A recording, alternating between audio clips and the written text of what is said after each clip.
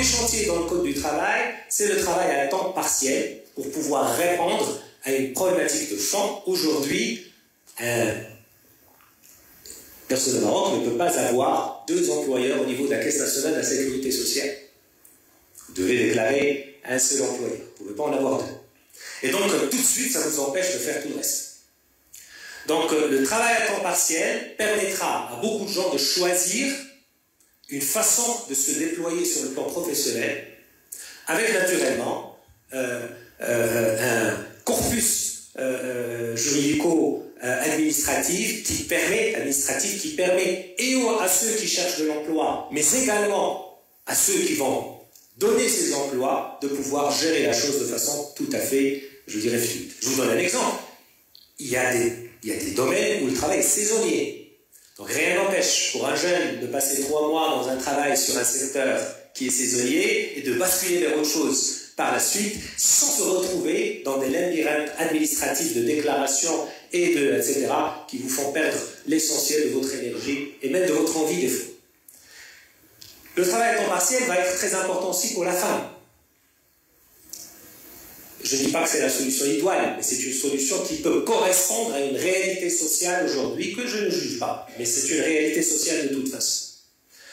La deuxième chose importante qui va nous permettre également d'apporter des changements importants pour la société marocaine, c'est d'encadrer le travail à distance. Qui fait partie de ce qui peut être fourni par l'économie d'aujourd'hui. Alors, réglementer le travail à distance, ce n'est pas voir les conditions du débit, le droit à la connexion et la déconnexion, la taille de la chaise, ce n'est pas que ça. Les horaires, etc. Le travail à distance, c'est aussi une question de fiscalité. Je donne un exemple. Quand vous travaillez dans une entreprise normale, c'est-à-dire vous allez vous déplacer à là où vous travaillez, ben vous avez forcément des indemnités de déplacement ou de mobilité, dépendamment du rayon dans lequel vous agissez, etc. Ben, si vous travaillez à distance, que devient ce type d'indemnité? Comment est-ce qu'on peut mettre en place des incentives pour aider les entreprises à faire des choix durables et de se dire que ces choix-là, vous ne les faites pas tout seul dans votre coin, mais qu'à côté, il y a un État qui comprend la société et qui met la main à la poche quand il le faut, de façon intelligente naturellement, pour que, pas que l'État, c'est-à-dire la société met la main à la poche pour pouvoir stabiliser un mode de travail qui peut être très utile. Il va être utile où? Si vous partez à Oujda, par exemple, l'oriental, vous allez trouver une offre en université, en école d'ingénieur qui est très intéressante. C'est en matière de ressources humaines, il y a du monde qui est bien formé. Et puis, j'ai visité il y a quelque temps une entreprise de technologie qui est sur de l'embarqué, donc beaucoup de développement. Effectivement, l'entreprise a choisi, pour des raisons de compétitivité et de coût, d'installer une filiale à Oujda, et elle a opté pour le travail à distance de façon systématique, moyennant naturellement quelques aménagements pour que les personnes passent du temps à Casa de temps en temps, et ça permet à l'entreprise de se retrouver dans une équation de compétitivité qui est à l'écoute du modèle de société qui est en place. C'est ça l'enjeu majeur, c'est que les gens vivent heureux et qu'ils puissent vivre la vie qu'ils vivent et que le travail ne soit pas au détriment, je dirais, de cette ville. Troisième sujet important, Monsieur le Président, et vous l'avez évoqué de façon très précise, c'est celui de l'économie des plateformes, de la livraison, qui est basée sur la question de la localisation. Donc ce sont des services physiques basés partiellement sur les technologies de l'information. Et bizarrement, on découvre effectivement que ces technologies peuvent apporter des biais, voire des injustices, auxquelles il va falloir que l'on soit très attentif. Vous en avez cité quelques-uns. Alors, allons dans le détail. Premier sujet important, c'est le statut des gens qui travaillent chez ces entreprises-là.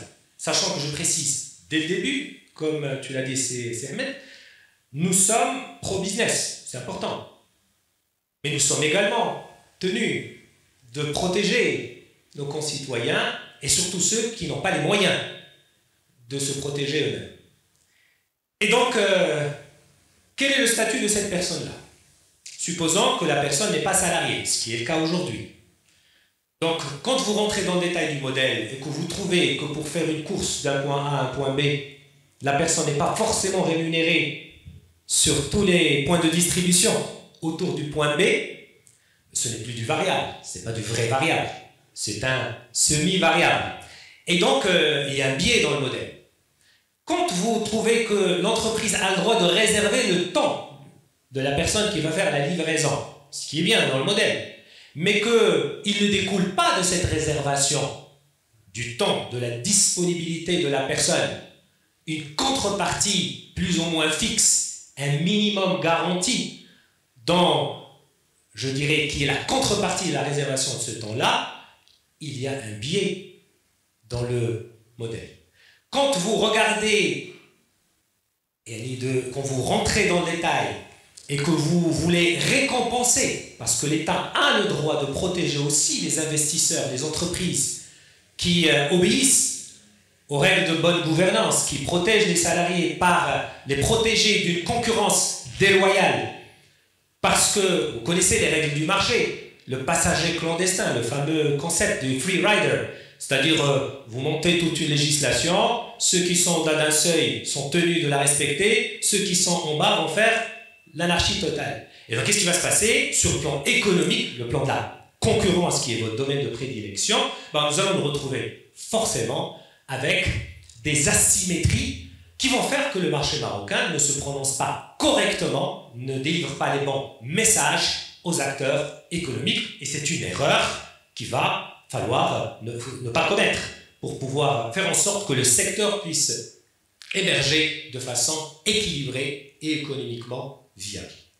Quand vous regardez la question de la protection sociale élargie dans ces secteurs-là, je vais au-delà de l'assurance maladie obligatoire et au-delà, je dirais, des charges sociales, je veux dire, normales, il va falloir effectivement que ce secteur-là puisse réfléchir de façon collective à une façon de doter tous ceux qui y travaillent par des garanties supplémentaires à ce que la loi, dans sa version minimaliste, leur permet. Ce n'est qu'en réussissant un alignement, un fit, entre la société, sa mouvance, ses objectifs d'une part, et l'économie, le modèle ou les modèles des entreprises d'autre part, que nous réussirons à faire en sorte que notre pays puisse bénéficier pleinement de l'essor de ces technologies. Je ne voudrais pas prendre la parole très longtemps, mais je voudrais conclure en disant que la loi, la réglementation ou même la régulation n'a pas pour vocation de piéger la société.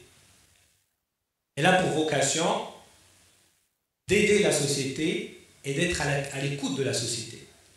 Donc nous sommes tous appelés à une posture d'humilité et de modestie vis-à-vis de la technologie, vis-à-vis de notre population et surtout, et soyons très attentifs, vis-à-vis de ceux qui n'ont pas les capacités aujourd'hui de s'exprimer et d'expliquer quel est le mode qu'ils veulent, je dirais, le mode de vie qu'ils veulent tenir. Mesdames et messieurs, il n'y a pas meilleure tribune que celle-là pour pouvoir faire l'advocacy et venir avec des solutions concrètes. Et je salue le travail qui a été fait par le Conseil de la concurrence, dans l'un des cas qui se sont présentés, où il y a eu une démarche intelligente avec énormément de dextérité et qui permet aujourd'hui, je me permets de le dire, Si Ahmed, de nous fournir, je parle de mon ministère en tout cas, un cas d'école avec un certain nombre de repères par rapport aux normes et aux règles que l'on pourrait transformer de façon durable en loi. Et je pense que nous avons intérêt à coopérer, même si la séparation des pouvoirs est très claire à cet égard-là. Je me suis dit, je ne vais pas dire Si Ahmed c'est mon ami, parce que c'est un mot qui ne correspond pas à la posture officielle pour le moment. Mais c'est un ami quand même, c'est la Talla. Donc, tout cela pour vous dire, en fin de compte, que nous sommes à l'écoute, nous serons à l'écoute, Les semaines qui viennent vont connaître, Inch'Allah, le démarrage d'une consultation populaire, en plus de celle des syndicats et de la CGM, qui est un devoir aujourd'hui au sein de l'institution du dialogue social, pour pouvoir consulter tous ceux qui ne sont pas dûment représentés dans les institutions autour de ce qu'ils veulent comme mode de vie, autour des 4-5 questions que je vous ai citées tout à l'heure. Je ne pouvais pas aller plus dans le détail, nous avons fait vraiment beaucoup de travail. Le Conseil de la concurrence nous a aidés indirectement par le biais du travail d'investigation et l'accord qu'il a pu convenir avec l'une des entreprises présentes parmi nous. Et je serai très heureux de recevoir l'ensemble du secteur privé en coordination avec la CGM actif sur ces sujets-là, sur toute la chaîne de valeur, pour pouvoir fournir des réponses importantes. Le politique a besoin, avec une posture d'humilité et d'écoute, mais également une posture scientifique. Parce qu'en fin de compte, ce sont des heures de travail, c'est